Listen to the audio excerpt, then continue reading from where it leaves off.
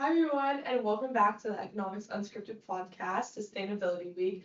My name is Cecilia Corey, and today I'm joined with Vlad to talk a little bit about sustainability and the role of government. So, welcome. Thank you for joining us. Tell us a little bit about yourself. Thank you. Well, my name is Vlad. I'm a lecturer in economics in the Adam Smith Business School, and I have a very eclectic range of topics in which I'm interested in, including anarchy, religion, economic history, and more.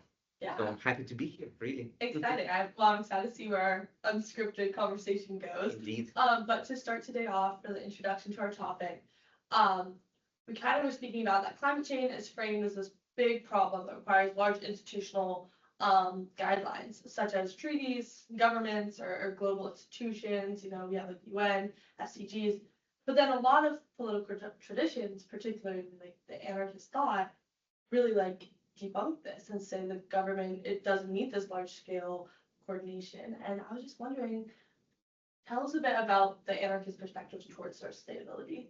I think we should start actually not from anarchy, but let's start from Hayek, from Friedrich von Hayek. If our viewers do not know who that is, we'll educate. Yeah, sure. Yeah, join Economics for 073. You will know all about it. But Hayek had two very interesting quotes, and here's where I butcher them probably, both. But one of the quotes is that the curious task of economics is to show people how little they know about how much they can actually design, right? So this is one pushback against top-down orders and top-down design, and that's coming from Hayek, who's a moderate. So we're using Hayek as a segue into slightly more radical views. And the other quote by Hayek is that civilization advances, although he's quoting a mathematician, Alfred Whitehead, is that civilization advances by minimizing the number of operations we can perform without thinking about them, right? So in other words, Hayek is saying that we're simplifying the world out of necessity, but that simplification comes with many dangers. And this is where anarchists step in. And to be fair, I do think that issues of ecology and issues of anarchism are a match made in heaven. Because they both, I think, speak about the same stuff. Is that anarchism wants to free human beings from coercion, from oppression, from hierarchical structures. And okay, God, and another sidestep is that I'm mainly talking from a left-wing anarchist perspective.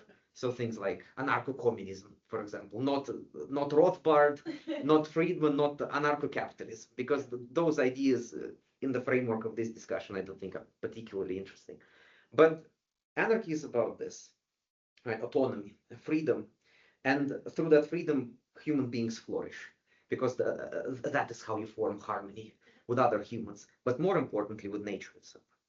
And is that not what ecology is also about? Freeing the biomes, freeing the ecosystem.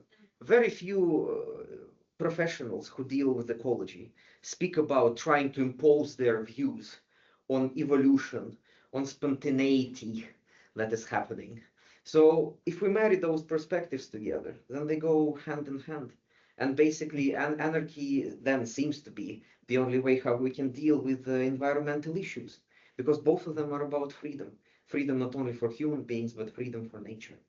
We're going to switch over real quick to think about a few myths associated maybe a little bit with anarchy and where the balance is then. Well, it sounds like there's not really much of a balance with sustainability, but a common perception is that climate change is then too large and too complex for local or grassroots responses to matter. But do decentralized systems or these community-led initiatives play a larger role in climate solutions than we often assume? Even with government, do we still see a group-bounded movement inspiring change, or is it too big of an issue? According to anarchist thought, that is the only way forward. The local responses, grassroots community responses are the only way forward. And the critique there comes from so many directions that we would not be able to fit all of this in a shorter podcast format. But let's tackle just a couple of them. Number one is gigantomania. We have been conditioned to think in large scale responses and large scale solutions. This seems to be the only way forward. So anarchists would say you've been brainwashed into thinking that it is only big, massive government efforts that should matter, and anything else does not make a difference, which sort of makes you subversive to the regime, makes you not question it. But where is the democracy in that? Where is human creativity in that? There's no face-to-face interactions. It's only these anonymous organizations, which you've already mentioned, that do something. And even when they do something, where are the results? Especially if you quiz people on the streets about how they feel about environment these days, you will find them probably disenfranchised.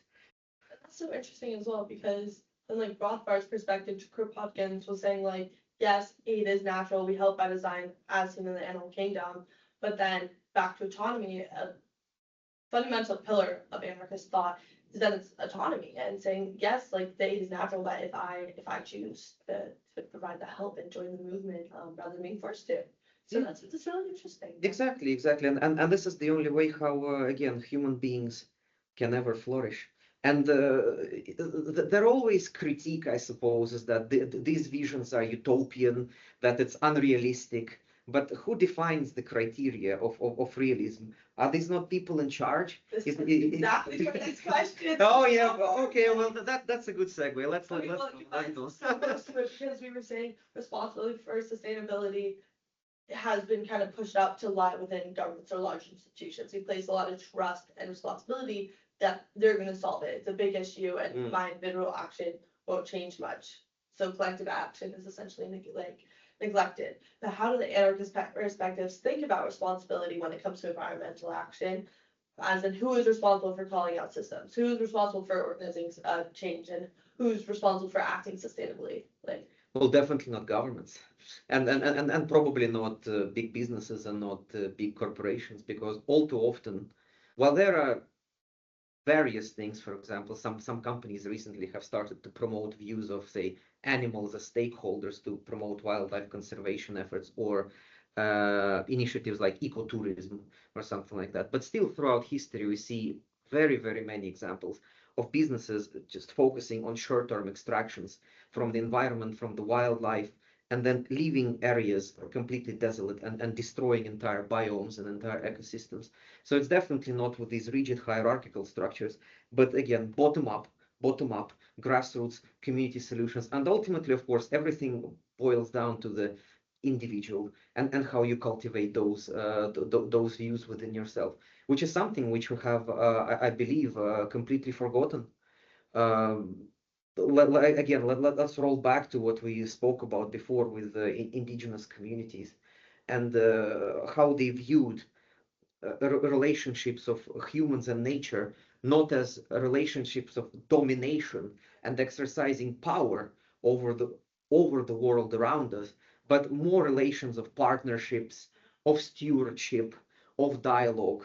And this is why I wrote a paper about bears, and this is why we have bears as our guests. Is that I wrote papers on bear cults, where humans view bears not as just lesser creatures, but as partners, as anthropomorphic creatures in a very anthropocentric world, where before you will hunt any animal, and bears especially, because they may hold such a near sacred status, that you need to enter a dialogue with nature first. You need to ask permission. You need to give something back. And did you yourself not encounter something similar in your own life experience? Yeah, when I was in my first year of university, I went to the indigenous tribe of Norway, and I stayed with the Sami people, and they were so interesting in saying the Northern Lights. I was 220 kilometers above the Arctic Circle in a teepee of reindeer pellets, eating my reindeer stew, and they were so interesting and said, we owe everything to the nature. Our ancestors are the Northern Lights. And one story that I had actually learned before that trip from my anthropology professor in high school, even was before they'd go fishing, they would follow the seagulls, and the seagulls would kind of show them where the fish are. Then they'd go out and fish, and once they got back to the dock, they would gut and prepare all the fish and leave it there for the seagulls as a thank you for the sacrifice. And I think they also threw a coin into the ocean as well as a thank you for the fish.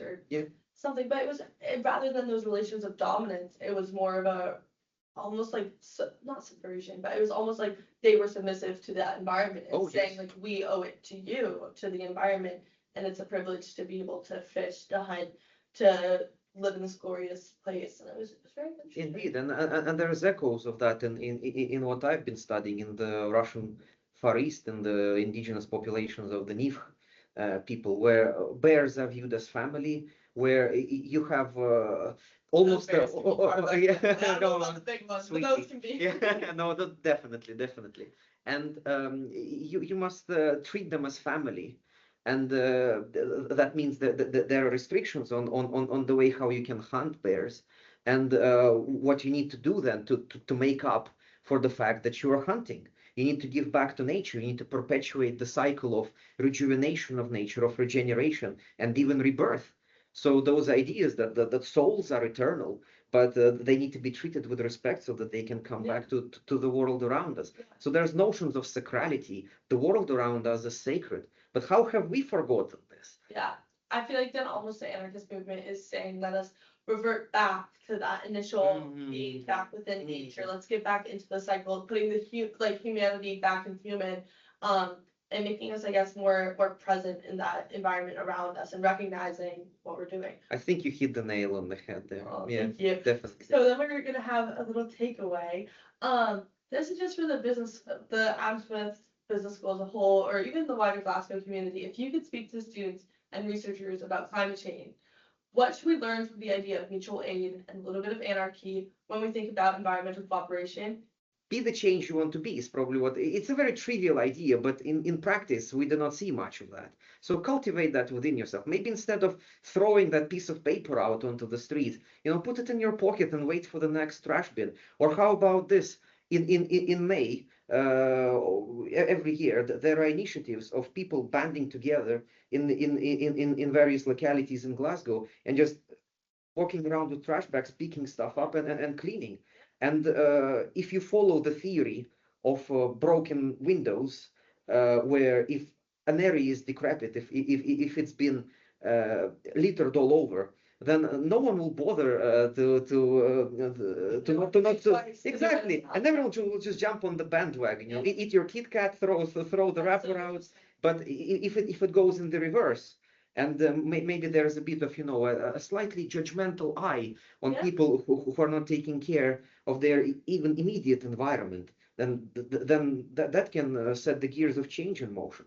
So that would be my advice. Just start the change, small steps. I think that's a lovely takeaway. Funny enough, when I used to be in trouble as a kid, my mom used to make me go out on the streets and pick up trash rather than stay in my room How or interesting. anything. So that's actually a really funny and also moving takeaway to have. Thank you so much for joining us on the podcast. Thank you. Thank you. We definitely need to have it in a bigger format so we can tackle all of this. There's so much to talk about. So thank you so much. Thank you for having me, and I hope the viewers enjoyed this. Thank you.